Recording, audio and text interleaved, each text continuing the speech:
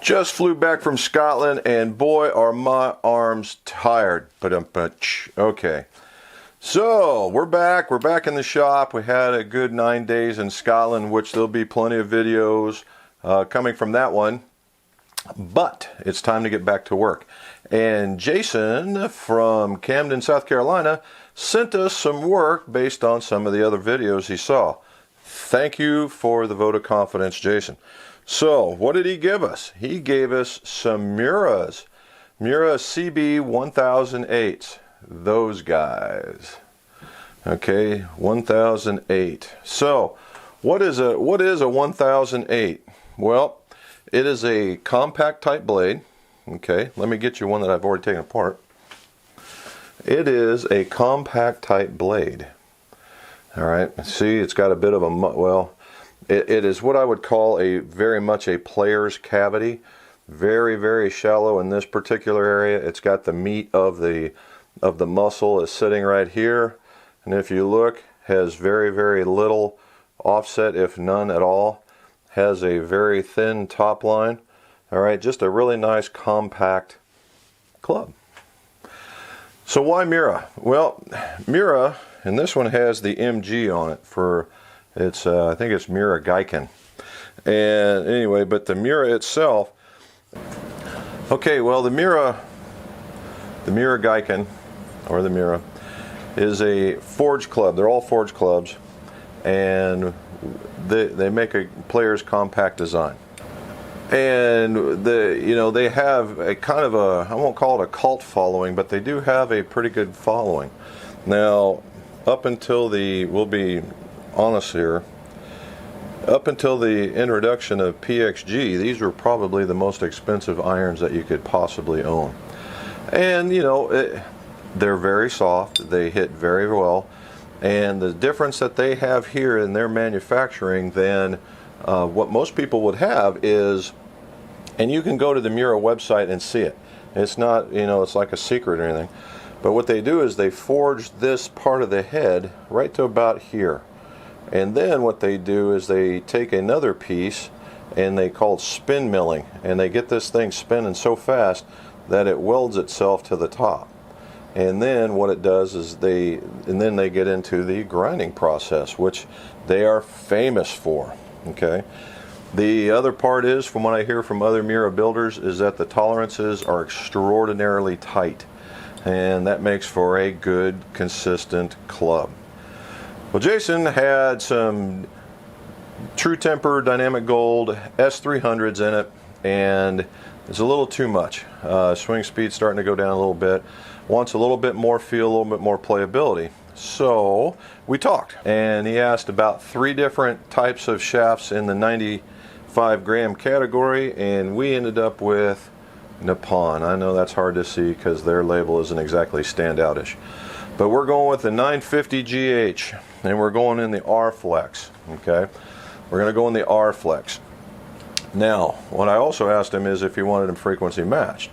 Well, no, he wanted to keep them in the taper tip side, so the frequency matching part is going to kind of go out the door. We will monitor it just to make sure that what the frequencies are, so we don't have an outlier or whatever.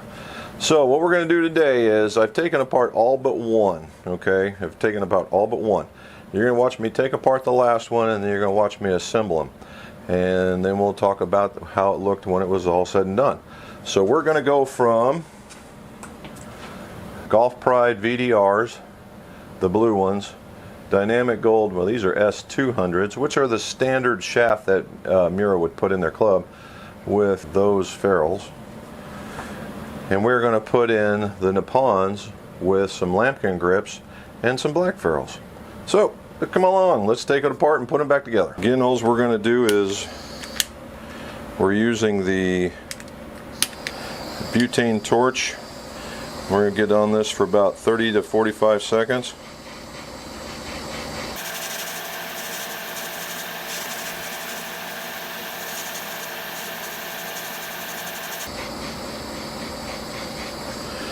See if I put enough on it. And apparently I did. Okay. Alright, so now you'll notice that there's a bunch of crud in there. I don't know if you can actually see it, but there's a bunch of crud. And so what I'm going to do is I'm going to go to my brush, this guy, and we're going to just hollow it out, and then we'll get on to the assembly. Alright, so at the end of it we got the hosel cleaned out, and they were in pretty good shape to begin with, but what I did is I ran them over my wavy wheel just so that they have a much nicer look to them. And now it's on to the assembly.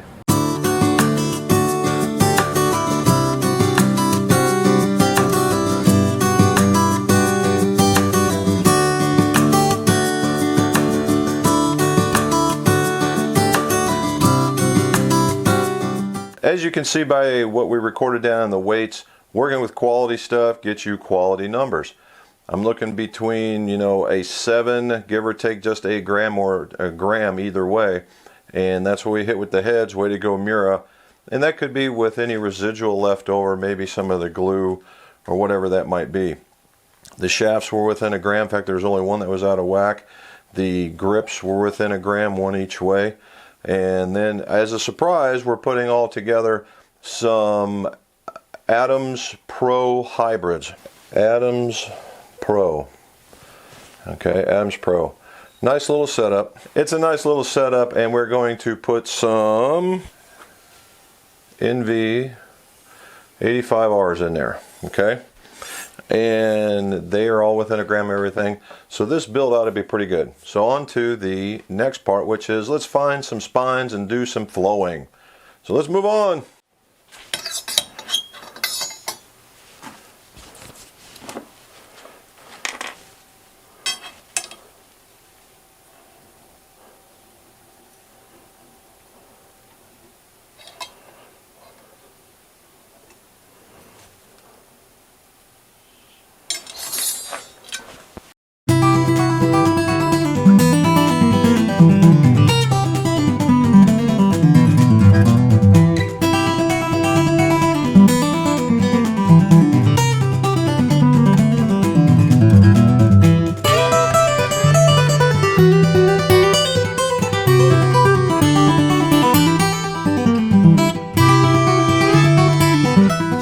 Alright, you saw the spining part. Now we're just going to do the assembly portion of it.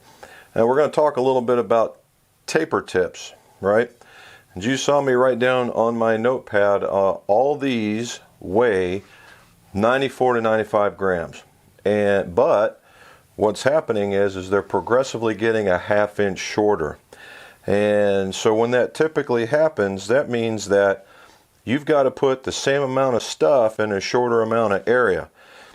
Typically, not always, but typically what that means is as it gets shorter, a couple things. Either it's compensating for the weight because the heads that you're going to put on are getting heavier in order to give you the same frequency, which I've only seen an occasion, but typically what happens is that the shafts get stiffer.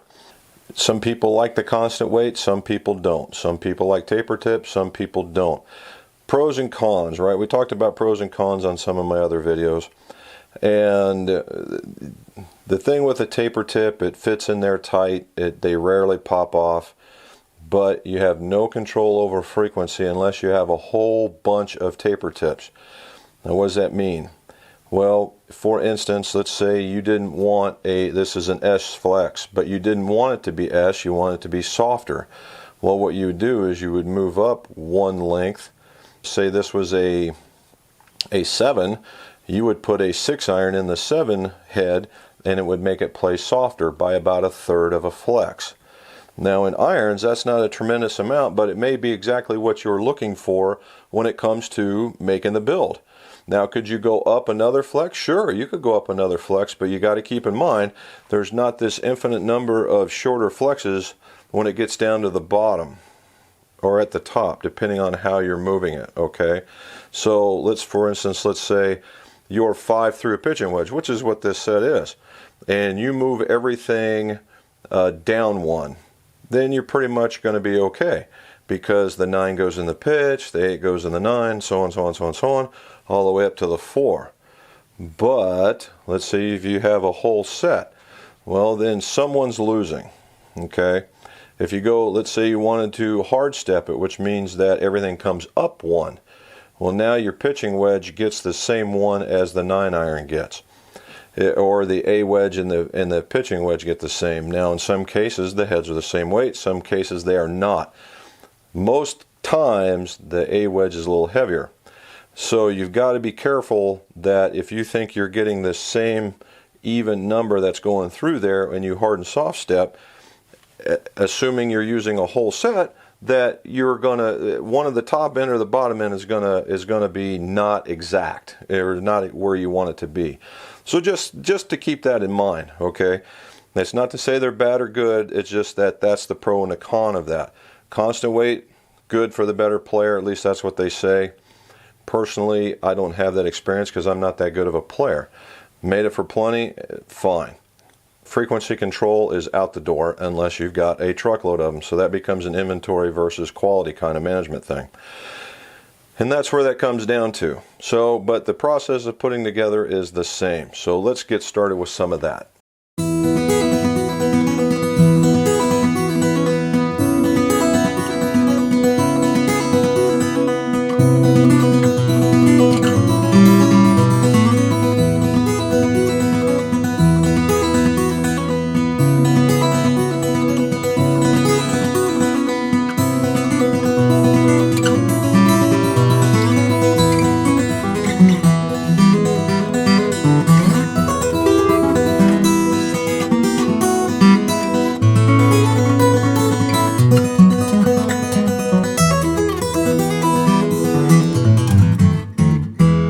Welcome back to day 2 of the Miura CB1008 build and a surprise of the Adams Pro hybrids. Now, as everything you saw that we did the flow, we did the spine, I did the frequency check, although there wasn't much I could do about it. However, nod to Nippon, the frequencies were within, I'll say, within a half of a flex from bottom to top. But as a whole, they were right in the 4.5 range, and with just a few outliers of the, what would be 4.5 to 4.2 to 4.6 maybe.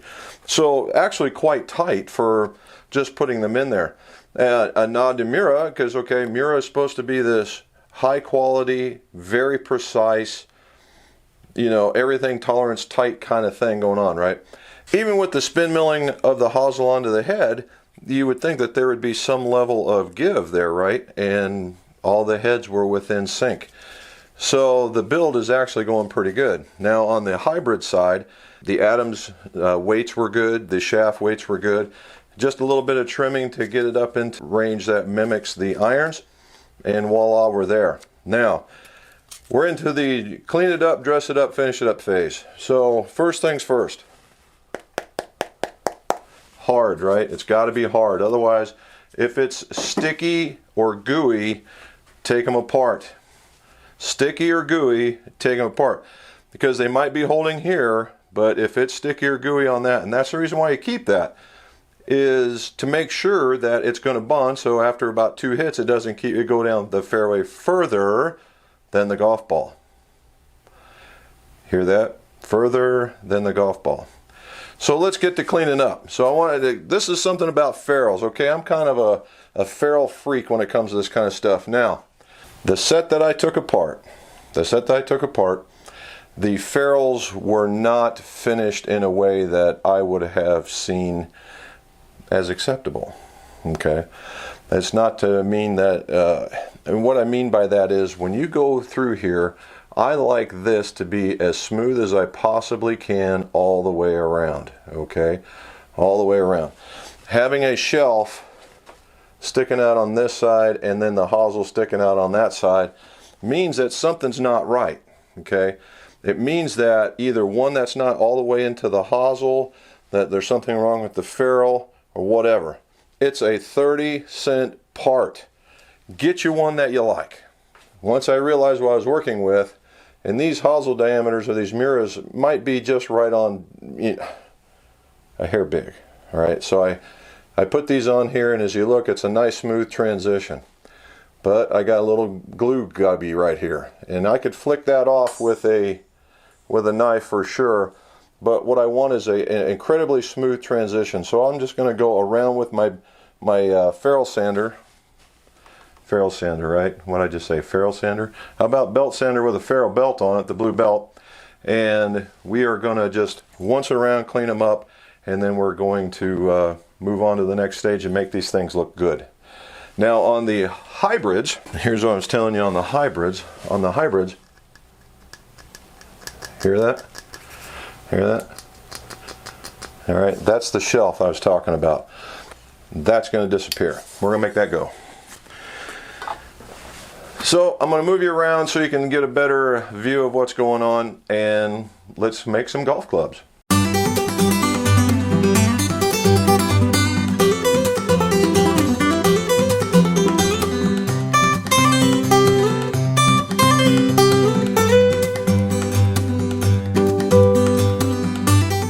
All right, so I cleaned up the ferrules, and they were just, you saw it was a quick turnaround, and then on the other ones, very little work on that as well. Then I take acetone in a 2x2 paper towel that I've cut up, and I go in the 90-degree direction from the way that I was turning on the belt. And it looks like that. And it's got a few white pieces, and that's on there. That's from the acetone. So now the next thing we're going to do is we're going to put it on our wavy wheel and with the glands watch, and we're going to shine them up for the last bit, and then we're going to cut them and grip them. Now I've had a couple of questions on what, well, let's try this one, what sander to use, what tools to use, and I now have a Amazon storefront, okay, an Amazon storefront. And it has some, I'm slowly building it up to the tools. I'm researching the tools that are on there in order to give you guys more of a choice. And it's not like I'm making them or anything. There are tools that I would probably use. No, they're tools I'd use in order to do what you see here, okay? Most of them come from the Golf Works and and the Golf Mechanic. But there are other tools out there that are maybe better and last longer and might be cheaper, so you'll see some of that on there. So take a look. If you're looking for stuff in the way of golf bags, I'm a Sun Mountain dealer, and I'm also a Callaway and Wilson, and you'll see some of those on there as well if you find yourself interested, but mostly for the golf tools. So the link will be in the show notes if you guys are interested. So now let's go make these really shiny.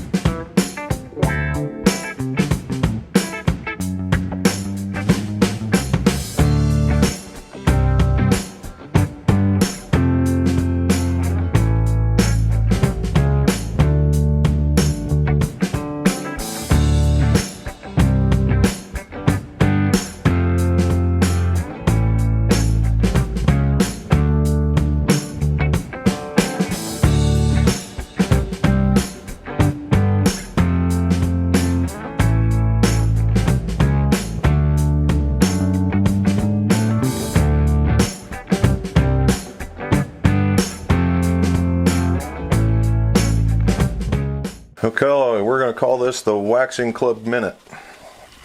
I got a minute for you.